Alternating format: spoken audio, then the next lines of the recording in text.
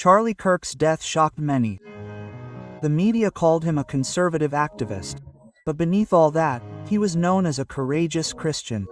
What was unexpected was that after his passing, campuses across America were filled with prayers, candles, and the singing of "Amazing Grace." From Paris to Seoul, people prayed and testified that his faith had left a mark. Jesus said, "If a grain of wheat falls to the ground and dies, it bears much fruit." John chapter 12 verse 24. Is this the fruit we are seeing? In this video, we are not talking about politics, but about faith, legacy, and the spiritual calling of our generation. Charlie Kirk died at the age of 31. At first glance, that's a very young age. An age when many people are just starting their careers, starting families, or even just searching for direction in life. But in that short span of time, Charlie left a great legacy. He founded Turning Point USA at the age of 18. Over the next 10 years, he traveled to campuses, spoke to thousands of young people, and spoke out for the truth of the gospel. His life was not without challenges. Criticism, insults, and even threats were part of his daily routine. However, he continued to walk with the conviction that his calling was not to live comfortably, but to live obediently.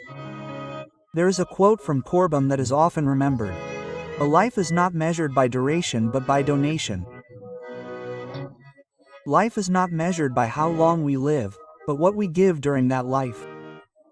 And from Charlie we learn that even a short life can be an eternal donation if lived by faith. The Bible reminds us in 2 Timothy chapter 4 verse 7, "I have fought the good fight, I have finished the race, I have kept the faith." That is a testimony not only of Paul, but also a mirror for every believer, including us today. One of the things that stands out about Charlie's life is how he took his faith beyond the walls of the church. For many, talking about faith is often considered sufficient in the private sphere or spiritual community. However, for Charlie, faith cannot be separated from everyday life. This includes speaking on campus, in public spaces, and even amidst issues often called politics. He often reminds us that many things considered political are actually rooted in biblical values. About life, namely abortion, about family and marriage, about truth and justice. According to him, all of these were primarily moral and spiritual issues, only later becoming social or political issues. This is where we see how his faith functioned like salt and light. Matthew chapter 5 verses 13 to 16. Salt prevents decay, light dispels darkness. The presence of believers in public spaces is not to follow the current, but to bring difference, bringing a new atmosphere that glorifies God. Charlie was not always well received. Many opposed him, even laughing and insulting. However, the testimonies of those who knew him confirm that he delivered the truth with love. He did not hate his opponents in debates, but hoped that everyone who heard him would experience a true transformation in Christ. And this is a lesson for us. True faith must not stop in the church. It must live, speak, and make an impact wherever God has placed us. Interestingly, Charlie's death did not stop as a sad news. From various campuses across America, shocking scenes emerged. Students gathered in the field, lit candles, sang "Amazing Grace," and prayed together. At Liberty University, thousands of students hugged, cried, and prayed for his family. At Colorado State University, where his journey began, students stood boldly to call Charlie a hero of faith. At Drake University and East Carolina University, VG events brought together students across political views for a common purpose: to reject violence and pray for unity. The support even spread internationally. In Paris, actress Patricia Hen lit candles at Notre Dame Cathedral. In South Korea, thousands gathered in the streets to pray. In South Africa, congregations held services of thanksgiving for his life. All of this speaks to something. Faith is contagious. One life truly dedicated to Christ can ignite the fire of prayer and courage in many parts of the world. Psalm chapter 133 verse 1 says, How good and pleasant it is when brothers dwell together in unity. And in the midst of sorrow we see this unity evident. From campuses to cathedrals, from America to Asia and Africa, the message is the same. A living faith cannot be silenced even by death. It's undeniable. Many close to Charlie felt anger. It's natural to lose a friend, a leader, and a young father to violence, a wound that even the pastors who knew him admit, if you're not angry, maybe you're not really human. The Bible itself knows the term righteous anger, anger that arises from seeing injustice and evil. Jesus was also angry when God's temple became a den of thieves. But what we need to remember is that anger must not stop there. In Luke chapter 6 verses 27 to 28, Jesus said, "Love your enemies. Do good to people who hate you. Ask for blessings from those who curse you. Pray for the people who insult you." That's not an easy verse to do, especially in situations of sorrow, but that is the way that Christ shows. Charlie himself is not known as someone who hates his opponents. He argues loudly, but his goal is not to bring down, but rather to win over. He wanted people to know the transforming love of Christ. So the challenge for us is how to turn anger into an urge to serve. How to turn this feeling of loss into a fire that ignites prayer, service, and the spirit of winning souls. Romans chapter 12 verse 21 reminds us, "Do not be defeated by evil, but overcome evil with good." In various places the cry arises, quote, "We are Kirk." At first glance it sounds like a political slogan or just an expression of solidarity. However, if we examine it more deeply, there is a spiritual meaning to be gleaned. This sentence doesn't mean we should imitate every aspect of Charlie's personality, nor does it mean we should idolize him. The true meaning is to emulate his spirit of faith and obedience. What does it mean to be Charlie Kirk in a spiritual sense? First, courageously standing in the current. He wasn't afraid to confront lies with truth. Second, discipline in the Word. He often emphasized 3 simple steps: read the Bible daily, do what is written, and share it with others. Third, love for souls. In every debate, even if it is intense, the goal is to bring others to know the love of Christ. James chapter 1 verse 22 says, "Be doers of the word and not hearers only." This is what we are, Charlie Kirk. Not just hearers but doers. So when we say we are Charlie, we are really saying that we want to be bold.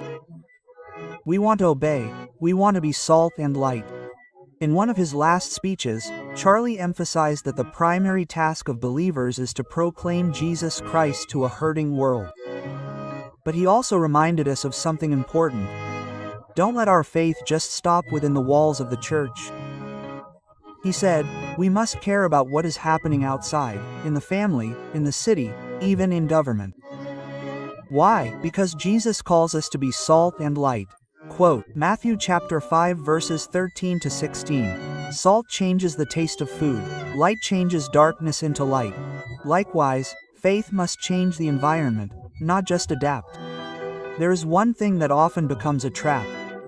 Some people use the signs of the end times as an excuse to do nothing.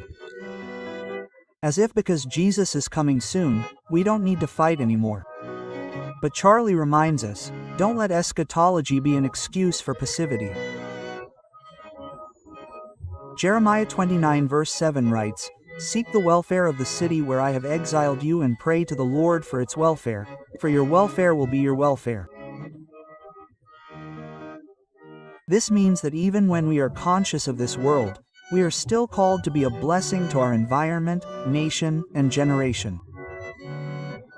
So the question for us is, has our presence at home, school, office, or community changed the atmosphere to be more Christian?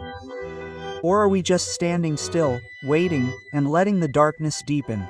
In the midst of the sorrow, surprising signs are emerging. The seeds of revival are beginning to grow. A 12-year-old took the initiative to create online Bible devotional content in honor of Charlie. He simply said, I want to pass on the message of Jesus that he shared. Isn't this the most beautiful picture of faith being transmitted to the next generation? Another phenomenon is seen in the world of music. The younger generation, especially Gen Z, is now listening to more and more spiritual songs. Christian music concerts fill stadiums. Hymns top the charts. There is a new longing emerging, searching for meaning, searching for God in the midst of an increasingly chaotic world.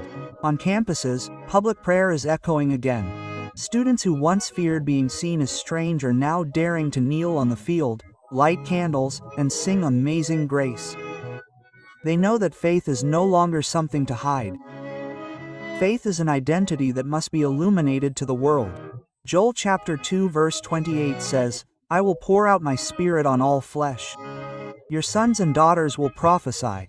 Quote, what we see today may be a small fulfillment of that promise. But the question is, how do we respond? Don't just be spectators. We are called to step forward by opening the Bible, praying for Charlie's family, having the courage to witness, and taking concrete action to proclaim Christ's love in our community. Revival doesn't begin with large crowds. It begins with a heart willing to say, "Lord, use me." Behind Charlie's public persona is a family that is deeply hurt. His wife, Erica, and their 2 children now have to live without a husband and father. Our most sincere prayers should be for them. May God, whom 2 Corinthians chapter 1 verse 3-4 calls the Father of mercies and the God of all comfort, sustain them in the midst of their loss. We also need to pray for the organization he left behind, Turning Point USA. Not just that they may continue, but that each step they take will be filled with the wisdom and love of Christ, not human ambition. Charlie's life has been a testimony. However, the baton of faith is now being passed on to thousands of young people who have been touched by his ministry. Beloved, Charlie Kirk's death has indeed left us sorrowful. However, the Bible reminds us that precious in the eyes of the Lord is the death of his loved ones. Psalm chapter 116 verse 15. His short but meaningful life is an example for us. We learn that true faith does not stop in the private prayer room, but must have an impact in the community. We learn that the greatest legacy is not wealth or position, but faith that inspires the next generation. And we are invited not only to remember, but also to pass on, daring to speak out, daring to love, and daring to live for Christ. May Charlie Kirk's testimony remind us all to say every day, "Lord, use my life. Make me salt and light to this world." Quote,